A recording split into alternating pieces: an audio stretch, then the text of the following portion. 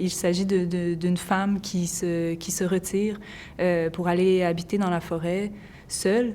Puis, ce qui se passe, en fait, c'est que finalement, elle s'adresse à une sœur.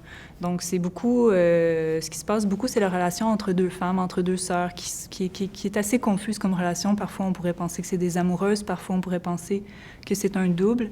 Et donc, tout ça prend place dans un décor là, de pleine nature qui est inspiré de la Côte-Nord où j'ai habité moi-même. Donc... un livre qui traite beaucoup d'isolement, en fait, paradoxalement, à ce qu'on vit. L'idée est venue pendant l'écriture. Donc, le projet, je ne savais pas où est-ce que ça allait aller, mais ce qui se passait dans mon écriture, c'était tranquillement cette recherche-là de voir comment est-ce qu'on dialogue avec les choses qui nous entourent dans un lieu aussi... isolé que celui de la vie en forêt. Puis, je me suis rendu compte, dans le fond, que surgissait toujours une espèce de besoin de s'adresser à l'autre. Et tranquillement, l'autre s'est développé dans ce personnage-là de la sœur. C'est beaucoup les lieux. Oui, ça, certainement, c'est beaucoup les lieux dans mes explorations de lieux toujours très éloignés.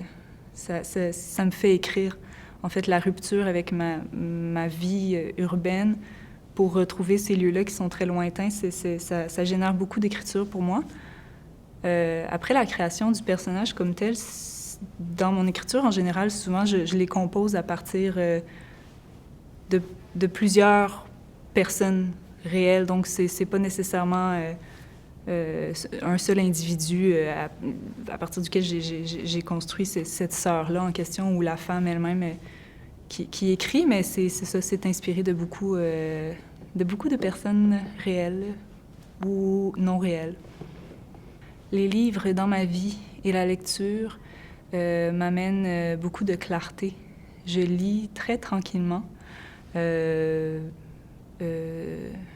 ça vient dénouer plein de problèmes dans ma tête. Ça vient aussi...